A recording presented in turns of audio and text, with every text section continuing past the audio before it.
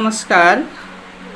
नेपाल भाषा एकेडेमीका निमित्त अनक मिडियाको प्रस्तुति नेवा एफएम 106.6 मेगाहर्ज रेडियो कार्यक्रम सुनेर बसिरहनुभएका आदरणीय अभिभावकज्यूहरू तथा मेरा प्यारा विद्यार्थी भाइ बहिनीहरू, म कीर्तिपुर नगरपालिका 5 पाँगा स्थित जनसेवा माध्यमिक विद्यालयकी शिक्षिका सानु कुमारी भण्डारी यहाँहरूमा हार्दिक नमस्कार, जोजोलोपा अभिवादन।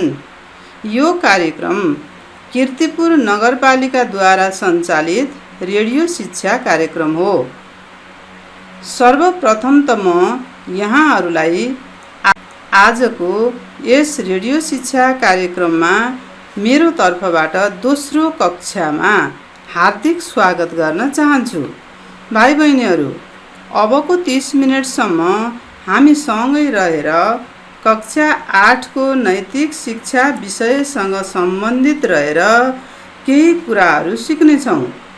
भाइ बहिनीहरू, आफूलाई चाहिने सामग्रीहरू सबै लिएर तयारी अवस्थामा हुनुहुन्छ नि? विद्यार्थी भाइ बहिनीहरू सबैजना ज्ञानी भएर एकदमै शान्त वातावरणमा बस्नुहोस् है। अनि सिकाएका कुराहरू राम्रोसँग सिक्नुहोस्। विद्यालयमा गएर पुस्तकहरू त सबैजनाले लिएर आउनु नै भएको छ नि।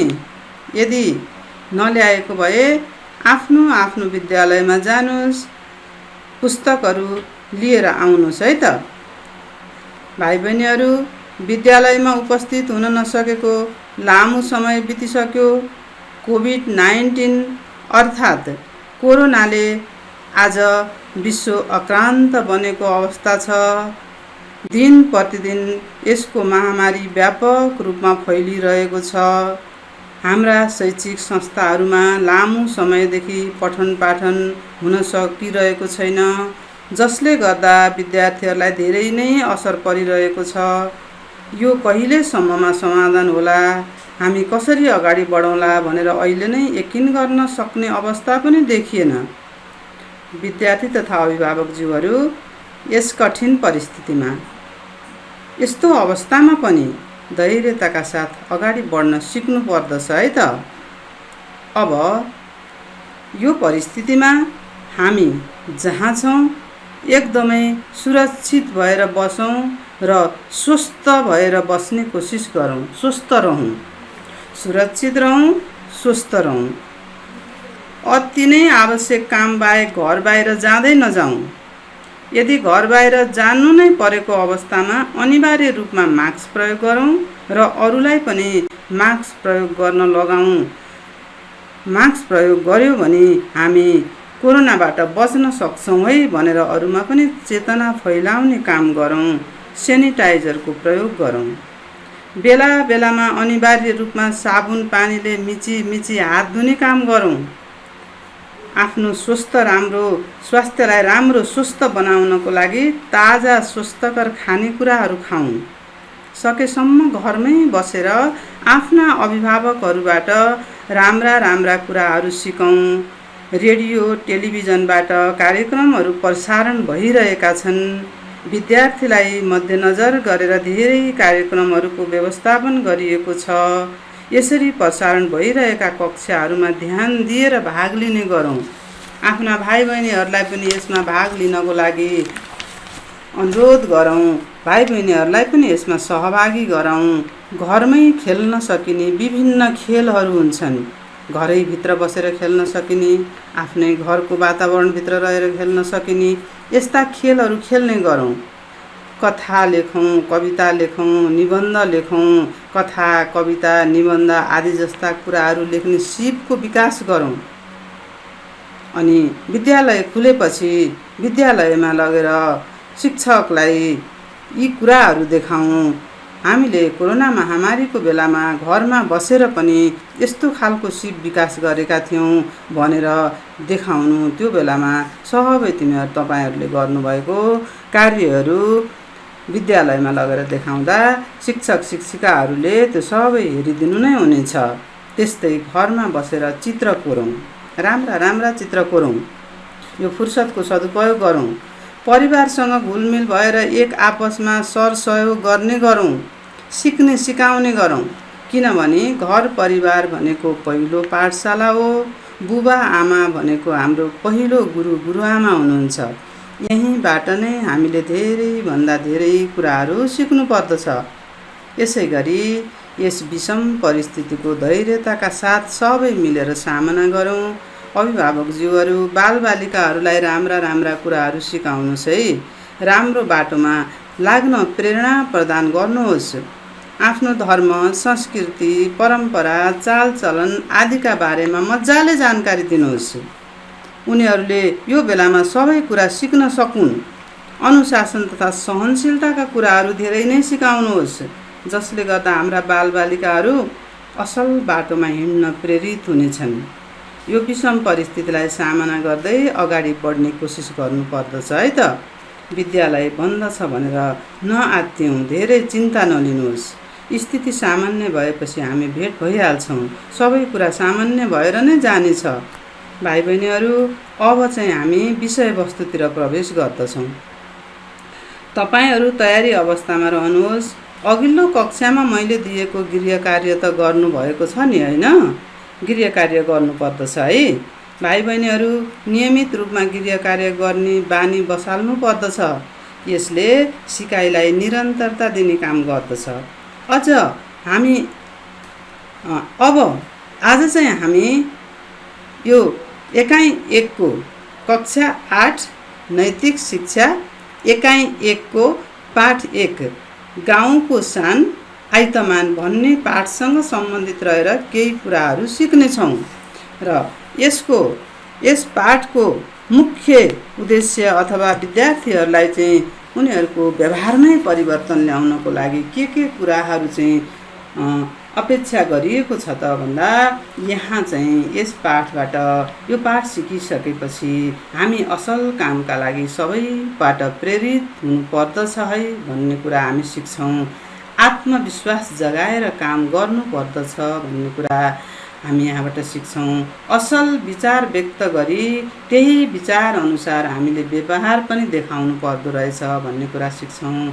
त्यस्तै जहिले पनि हामी सामाजिक हितमा लाग्नु पर्दछ र अरूलाई पनि सामाजिक हितमा लाग्न प्रेरित गराउनु पर्दछ भन्ने कुराहरू पनि सिक्छौँ। त्यस्तै हामीले काम धन्दाहरू गर्दा निष्पक्ष भएर गर्नुपर्दछ। कसैलाई पनि पक्षपातपूर्ण व्यवहार गर्नु हुँदैन, कसैको मन दुखाउने काम गर्नु हुँदैन। काममा जहिले पनि हामी निष्पक्षता देखाउन सक्नुपर्छ। परिवार, टोल र समुदायमा हामी त्यहाँको उदाहरणीय व्यक्ति बन्नु पर्दछ। यस्ता उद्देश्यहरू, यी लक्ष्यहरू राखेर चाहिँ यो पाठ यहाँ दिएको छ र भाइ बहिनीहरू हामी पनि यी कुराहरू पुरा गर्न कोसिस गर्नु पर्दछ है त। अब विद्यार्थी भाइ बहिनीहरू, असल चरित्रले हाम्रो जीवन अथवा मानवीय जीवनमा महत्त्वपूर्ण प्रभाव पार्दछ। त्यसैले हामीले असल चरित्र निर्माण गर्नु पर्दछ। चरित्र निर्माण भनेको बोलिने विषय मात्र होइन, यो त व्यवहारमा प्रदर्शन गरिने विषय हो, जसका लागि साना कुराहरू, साना प्रसङ्गहरू पनि प्रेरणादायी बन्न पुग्दछन्, जसले मानव जीवनलाई परिवर्तन गर्न सक्दछ। तिनबाट प्रेरित भएर आफ्नो काममा लागिरहने मानिसले नै जीवनमा प्रशंसा र सफलता पाउन सफल हुन्छ। त्यसैले भाइ बहिनीहरू, हामीले गर्ने कामहरू पनि त्यस्तै प्रेरक खालका, अरूलाई प्रेरणा दिने खालका, प्रभावकारी, एकदमै प्रभाव पार्न सकिने खालका र उदाहरणीय हुनुपर्दछ। व्यक्तिगत र राष्ट्रिय जीवनलाई उन्नत बनाउने खालका कामहरू गर्दै जानुपर्दछ। देखिने कुराहरू धेरै र सिकिने कुराहरू थोरै हुन्छन्। तसर्थ व्यक्ति, राष्ट्र, विश्वबाट राम्रा कुरा सिकेर असल चरित्रको विकास गर्नुपर्दछ। यस्ता धेरै कुराहरू यस पाठमा सिकाउन खोजिएको छ। भाइ बहिनीहरू, हामीले अघिल्लो कक्षामा आइतमानले एउटा डल्ले किराबाट पाएको प्रेरणा पाएर आफ्नो पढाइ छोड्ने विचारलाई त्यागेर आफू अगाडि बढ्ने कुरा पढिसकेका थियौँ, सिकिसकेका थियौँ। घटना सामान्य भए पनि त्यो घटनाले दिएको शिक्षा ठुलो थियो। यसबाट पाएको शिक्षा ठुलो छ। यसबाट हामीले सिक्ने भनेको निरन्तर अभ्यास गरिरहेमा सफल भइन्छ र यसबाट हामीले के पनि सिक्नु पर्दछ भने हामीले आफ्नो वरिपरि देखेका जे जस्तो सुकै घटनाबाट पनि शिक्षा लिनु पर्दछ, त्यसलाई व्यवहारमा लागू गर्नु पर्दछ। यो घटनाले आइतमानको जीवनमा गम्भीर प्रभाव पारेको थियो। उनलाई कुनै पनि काम निरन्तर गरिरहेमा सफलता पाइन्छ भन्ने कुरामा विश्वास लाग्यो। यसले उनको पढाइ छोड्ने विचार हराएको हो। भाइ बहिनीहरू, हामीले अघिल्लो कक्षामा कामको थालनी नगर्ने मानिस निम्न, कामको थालनी गर्ने र बाधा आए छोड्ने मध्यम, थालेको राम्रो काम जतिसुकै बाधा आए पनि नछोड्ने, पुरा गरेरै छोड्ने उत्तम श्रेणीको मानिस हो र हामीले उत्तम श्रेणीको मानिस हुनुपर्दछ भन्ने कुरा पनि सिकेका थियौँ। अब भाइ बहिनीहरू, अघिल्लो कक्षामा उपस्थित नहुनुभएका भाइ बहिनीहरूलाई एकपटक म सरसर्ती डल्ले किराको घटना चाहिँ साँच्चै के थियो त, वास्तवमा के थियो त डल्ले किराको घटना? भाइ बहिनीहरूले पुस्तकमा हेरिसक्नु भयो कि नहेर्नु भएको भए फेरि पनि अबको कक्षामा आउँदा चाहिँ सबै हेरेर पढेर आउनुहुनेछ। घटना चाहिँ यस्तो थियो। आइतमानको घर सालपोखरी गाउँमा छ। यो गाउँ दुर्गम ठाउँमा पर्छ। उनी स्थानीय विद्यालयमा पढ्छन्। उनका आमा बुवा श्रम गरेर जीवनयापन गर्दछन्। उनीहरूले सानो छँदा पढ्ने अवसर पाएनन्, त्यसैले आइतमानको पढाइबारे उनीहरूले राम्ररी जानेका छैनन्। उनीहरू छोराले राम्ररी पढोस् भन्ने मात्र चाहन्छन्, तर आइतमानको पढाइ भने राम्रो हुन सकेको थिएन। लेखपढ गर्ने र साथीसँग खेल्ने रमाउने उमेरका भए पनि आइतमानको स्वभाव गम्भीर थियो। उनी घरको गरिबी र कमजोर पढाइका कारण पढाइ नै छोड्नुपर्छ कि भन्ने सोच्थे। उनलाई के गरौँ के नगरौँ भइरहेको थियो। एक दिनको कुरा हो, आइतमान विद्यालय जाँदै थिए। विद्यालय जान खेतको आलीमाथिबाट हिँड्नु पर्थ्यो। उनी आलीमा हिँड्दै थिए। त्यहाँ एउटा ठुलो डल्ले किरो मुखमा खानेकुरा च्यापेर आलीमाथि उक्लिँदै थियो। आलीको डिलमा आइपुगेपछि खानेकुरा च्यापेको च्यापै किरो लडेर खेतमा पुग्यो। किरो खेतमा चुप लागेर बसेन। खानेकुरा च्यापेर किरो आलीमाथि चढ्यो। किरो बल्ल बल्ल आलीको डिलमा आइपुगेको थियो। पहिले जस्तै लडेर खेतमा पुग्यो। किराले हिम्मत हारेन। किरो खानेकुरो च्यापेर तेस्रो पटक आलीमाथि पुग्यो र आलीमाथि चढ्यो र प्वालमा रहेको आफ्नो घरभित्र पस्यो। कथा घटना यस्तो थियो, ऊ एकपल्ट दुईपल्ट गर्दै तेस्रो पल्टमा डल्ले किरो सफल भयो। र भाइ बहिनीहरू, गरिबी र कमजोर पढाइका कारण विद्यालय नै छोड्नु पर्दछ कि भन्ने अवस्थामा पुगेका उनी आइतमान अब यही घटनाले उनको विचार र व्यवहार बदलियो। एकदमै बदलियो उनको व्यवहार। अब उनमा नयाँ नयाँ काम गर्ने जाँगर पो पैदा हुन थाल्यो। हिजो चाहिँ पढाइ नै छोड्नुपर्छ कि भन्ने जस्तो लागेको आइतमान, पढौँ कि नपढौँ, कसो गरौँ के गरौँ, घर परिवार पनि त्यति पढे लेखेको नभएर अलमलमा परेका आइतमानलाई अब त जाँगर पैदा हुन थाल्यो। अब यति मात्रै होइन भाइ बहिनीहरू, अब आइतमान नयाँ नयाँ काम पो गर्न थाले त। र जब वर्षाको समय आउँथ्यो, सालपोखरी गाउँका बाटाहरू हिलाम्मे हुन्थे। हिँडडुल गर्न नै कठिन पर्दथ्यो। आइतमानले गाउँका बारीका ढुङ्गा टिपेर बाटोमा बिछ्याउन थाले। अरू सबैले उनलाई साथ दिन थाले। राम्रो काम गरे आइतमानले भनेर सबैले उनलाई के गर्न थाले? साथ दिन थाले। साथ दिए सबैले उनलाई, जसले गर्दा एकातिर बारी सफा भयो भने अर्कोतिर बारीमा प्रशस्त अन्न पो फल्न थाल्यो। यो कामबाट उनलाई अझ धेरै प्रोत्साहन मिल्यो। भाइ बहिनीहरू, अब त सबैले मलाई साथ दिए, बाटो पनि सफा भयो, मजाले हिँड्न सकिने भयो, अनि अन्न पनि फल्न थाल्यो। काम गर्न थाल्यो भने त साथ पनि पाइने रहेछ र त्यसले राम्रो फल पनि दिँदो रहेछ। अब त म अझ पनि धेरै राम्रा राम्रा काम गर्छु है भन्ने उनमा चाहिँ प्रेरणा जाग्यो। त्यसपछि आइतमानले सालपोखरी गाउँमा स्वास्थ्य सम्बन्धी जनचेतना पो फैलाउन थाले उनले त। अब उनले जनचेतना फैलाउने काम पो गर्न थाले। सालपोखरी गाउँमा स्वास्थ्य सम्बन्धी जनचेतनाको कमी थियो। सरसफाइमा ध्यान दिँदैनथे त्यहाँका मानिसहरू। अब त्यहाँ गाउँका मानिसहरूलाई विभिन्न प्रकारका रोग पनि लाग्ने गर्दथ्यो नानीहरू। अब आइतमानले प्रत्येक घरमा शौचालय बनाउने कामको अभियान थाले। र गाउँका सबै मिलेर पानीको मुहान सफा गर्ने पनि अभियान चलाए। उनले गाउँलेलाई आफ्नो घर आँगन सफा राख्न पनि सिकाए। आफ्नो घर आँगन पनि सफा गर्नुपर्छ, शौचालय बनाउनु पर्दछ, पानीका मुहानहरू सफा हुनुपर्दछ भनेर उनले त अभियानै चलाए। अब सालपोखरी गाउँ सफा हुन गयो। त्यहाँ त चट्ट सफा सुग्घर भयो। गाउँलेहरू स्वस्थ भएर बाँच्न पाउँदा अब एकदमै खुसी भए। यस्तो राम्रो सफा सुग्घर वातावरणमा पो बाँच्न पायौँ हामी त। पानीको मुहान पनि सफा भयो, अब त हामी निरोगी भएर पो बाँच्न पाउने भयौँ भनेर एक आपसमा सबै गाउँलेहरू कुरा गर्न थाले। अब हामीले यस्ता राम्रा कामहरू चाहिँ गर्दै जानुपर्दछ, अरूले गरेकोमा साथ पनि दिनुपर्छ, हामी पनि नयाँ कामको थालनी गर्नुपर्दछ भन्न थाले। हेर भाइ बहिनीहरू, हामीले पनि यस्ता कामहरू गर्नुपर्छ, सफा भएर बस्नुपर्दछ, स्वस्थ भएर बस्नुपर्छ, शौचालयको प्रयोग गर्नुपर्दछ, खानेपानी सफा हुनुपर्दछ। र अब यसपछि अर्को एउटा घटना के भयो भने आइतमान पढ्ने विद्यालयमा उनका भाइ पनि तल्लो कक्षामा पढ्थे।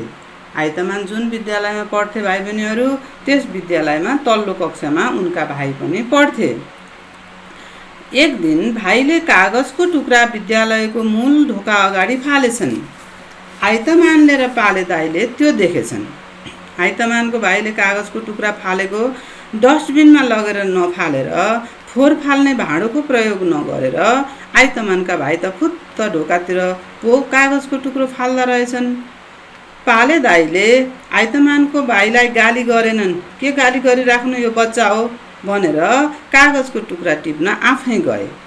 तर भाइ बहिनीहरू, आइतमानले पाले दाइलाई रोके। उनले भने, दाइ, आफूले गरेको गल्ती आफै सुधार गर्नुपर्छ। आफूले गरेको गल्ती आफै सुधारेर मात्र मानिस असल बन्छ। त्यो कागजको टुक्रा म मेरै भाइलाई टिप्न लगाउँछु। त्यसो भयो भने उनले फेरि फोहोर गर्दैनन्, फेरि गल्ती गर्नु हुँदैन भनेर थाहा पाउँछन्। उनका साथीले पनि जहाँ पायो त्यहीँ फोहोर गर्नु हुँदैन भनेर चाल पाउनेछन्। अनि उनीहरूमा आफ्नो बानी व्यवहारमा पनि सुधार आउनेछ। आइतमानले कागजको टुक्रा भाइलाई नै टिप्न लगाए। भाइले पनि भविष्यमा जहाँ पायो त्यहीँ फोहोर नगर्ने बाचा गरे। अब भाइ बहिनीहरू, यो घटनाबाट अब आइतमानले आफ्ना भाइ सहित अरू विद्यार्थीहरूलाई सबैलाई अनुशासनका कुराहरू पनि सिकाए। यसरी जथाभावी फोहोर गर्नु हुँदैन, आफूले गरेको गल्ती सच्याउनुपर्छ भन्ने कुरा पनि सिकाउँछन्। यसरी अब उनले चाहिँ यस्ता धेरै उदाहरणिक कामहरू गर्न थाले र जसबाट हामीले पनि सिक्नुपर्छ, विद्यार्थीहरूले पनि सिक्नुपर्दछ। हामीले पनि राम्रा राम्रा कामहरू गर्नुपर्दछ, समाजमा कामहरू गरेर देखाउनुपर्छ। घर परिवारमा हाम्रा अभिभावकहरूलाई चाहिँ हामीले राम्रा राम्रा बानीहरू प्रदर्शन गरेर देखाउनु पर्दछ। अब भाइ बहिनीहरू, एक दिन आइतमान बुवासँग सहर घुम्न गए। एक दिन आइतमानलाई बुवासँग सहर घुम्न जाने मौका मिल्यो र सहर घुम्न जाँदा उनले एउटा पुस्तकालयमा पुस्तकहरू पढ्ने मौका पाए। बुवा कार्यालयमा काम गरेर बस्नुभयो। त्यो कार्यालयमा उनले त्यहाँ एउटा पुस्तकालय रहेछ त्यो देखिहाले र पुस्तकालय देखेपछि उनलाई पुस्तक पढौँ लाग्यो। उनले त्यहाँ महान व्यक्तिका जीवनी पढे। मान्छे कसरी महान हुँदो रहेछ। संसारमा धेरै मान्छे जन्मन्छन्, मर्छन्, तर इतिहासमा चाहिँ त्यस्ता व्यक्तिहरूको नाम लेखिन्छ जसले महान कार्य गरेर गएका हुन्छन्। अब उनलाई महान व्यक्तिको जीवनी पढौँ लाग्यो, पढे। त्यसपछि विद्यालय खुल्यो। विद्यालय खुलेपछि उनले त्यो अनुभव साथीहरूलाई पो सुनाए। साथीहरू, म बुवासँग एक दिन सहर गएको थिएँ। कार्यालयमा एउटा पुस्तकालय पनि रहेछ।